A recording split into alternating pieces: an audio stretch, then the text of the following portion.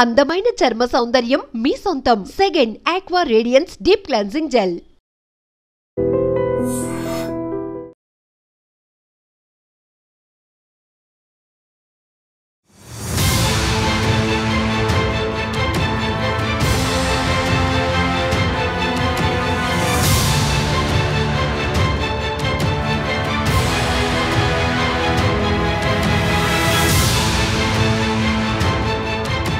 మొహమ్మద్ సలీం ఖురేషీ, తండ్రి మొహమ్మద్ హబీబ్ ఖురేషీ, సొంత ఊరు వచ్చేసి హైదరాబాద్, తెలంగాణ. అతన్ని అరెస్ట్ చేయడం జరిగింది. అతనికి ఇద్దరు అసోసియేట్స్, మయూర్ యాదవ్ అండ్ పఠాన్, ఆ ఇద్దరిని కూడా అరెస్ట్ చేశాము. వాళ్ళు చేయాలి. ఆ ఇద్దరు అబ్స్కాండింగ్. సో ఈ వ్యక్తి మన జిల్లాలో లాస్ట్ ఇయర్ ఒకటి అఫెన్స్ చేశారండి త్రీ టౌన్ పిఎస్లో. ఈ సంవత్సరం 2 అఫెన్స్ చేశారండి three town పిఎస్లో.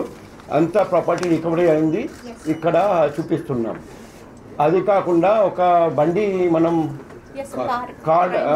Crime vehicle use చేసుకున్నారండి అఫెన్స్ చేయడానికి, అది కూడా రికవర్ చేశాము. ఇతని మీద మన దేశంలో 200 కంటే ఎక్కువ కేసెస్ ఉన్నాయి.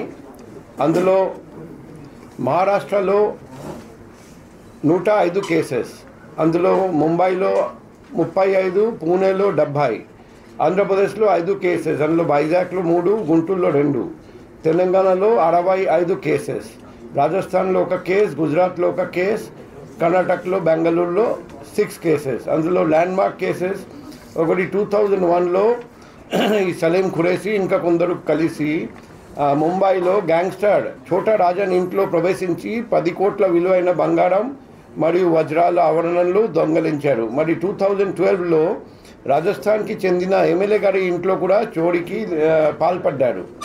సో టోటల్ ప్రాపర్టీ చూస్తే last year offence 71 gram gold ornament. ఈ సంవత్సరం ఒక కేసులో సిల్వర్ 500 గ్రాములు, ఇంకొక కేసులో బంగారం 250 గ్రాములు, వెండి, ఒక 1000 రూపాయలు విలువైన క్యాష్, ఇవన్నీ దొంగలించారని మొత్తం 25 లక్షల విలువైన ప్రాపర్టీస్ మొత్తం మనం రికవర్ చేశాము. ఈ మంచి వర్క్ చేసిన inspector east crimes, SI three town and ఇద్దరు SI tech cell, 3 PCs and Maharashtra police నుండి కూడా మాకు హెల్ప్ చేస్తారండి. Solapur city crime branch, Parbhani crime branch, బోడివల్లి సబ్ ఇన్స్పెక్టర్ అండ్ బోడి పిఎస్ కానిస్టేబుల్. సో వాళ్ళందరికీ అభినందనలు తెలియజేస్తున్నా. మహారాష్ట్ర పోలీస్ మేము లెటర్ రాద్దాం, వాళ్ళకు అప్రిషియేషన్ సర్టిఫికేట్స్ కూడా పంపిద్దాం. సో ఈ మంచి వర్క్ మన DCP crimes ma'am, ADCP crimes and ACP crimes ఆధ్వర్యంలో మన ఇన్స్పెక్టర్, సబ్ ఇన్స్పెక్టర్స్ అండ్ మొత్తం పోలీస్ సిబ్బంది చేశారు. అందరికీ అభినందనలు తెలియజేస్తున్నా.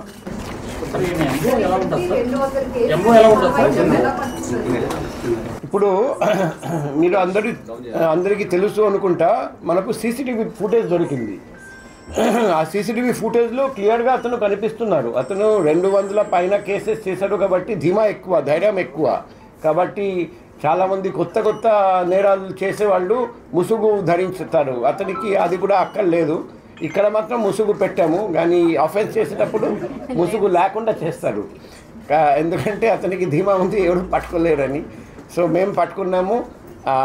ఏమో వచ్చేసి డైరెక్ట్గా ప్రవేశించి లాక్ బ్రేక్ చేసి దొంగలించి మళ్ళీ అదే రూట్లో వెళ్ళిపోతారు. ప్రికాషన్స్ ఎక్కువ తీసుకోడు. ఓన్ కార్డ్ తెచ్చుకుంటారు, ఓన్ కార్డులో వస్తారు, ఆఫెన్స్ చేస్తారు, వెళ్ళిపోతారు. సో 200 పైగా ఆఫెన్స్ చేసిన వ్యక్తిని నేను ఎక్కువ సార్లు చూడలేదు. సో అందుకే నేను కూడా చూస్తున్నా, మీ అందరికీ కూడా చూపిస్తున్నా.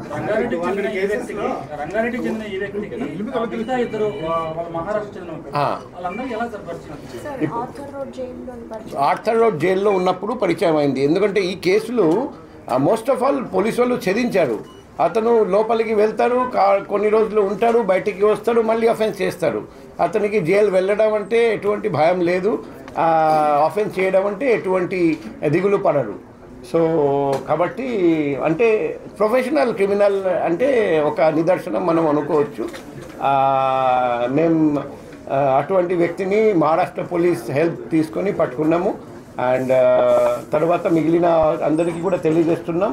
వాళ్ళ దగ్గర కూడా ఇతను చేసి ఉంటే వాళ్ళు కూడా పీటీ వారెంట్ కింద తీసుకోవచ్చు. చాలా కన్విక్షన్ వచ్చినాయి.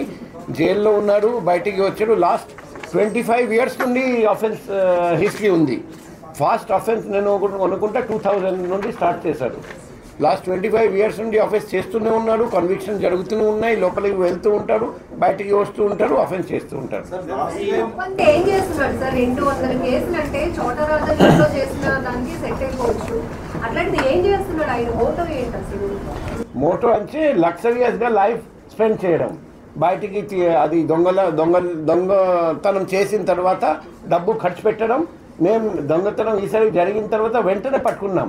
అందుకే ఇది కానీ అప్పుడు ఇంగోట్ మాత్రమే దొరికింది, అంతా మెల్టింగ్ అయిపోయింది. సో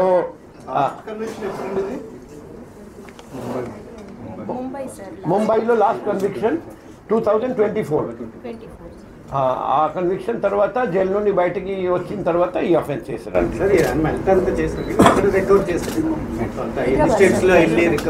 మెయిన్లీ హైదరాబాద్లో రిసీవర్ ఉన్నారు. అక్కడ నుండి హైదరాబాద్ నుండి రికవరీ చేయడం జరిగింది. 3 కేసులు.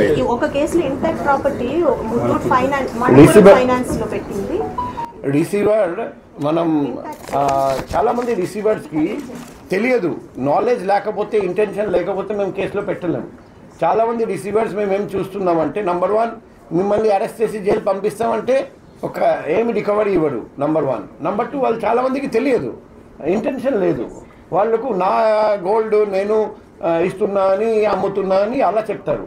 ఈ Muthoot finance, different finance company, gold finance companies దగ్గరికి కూడా వెళ్ళి వాళ్ళు అలాగే చెప్పి మాటలు చెప్పి స్టోలెన్ గోల్డ్ ఇస్తున్నారు. మేము చాలా అటువంటి కేసెస్లో కూడా రికవరీ చేస్తున్నాం.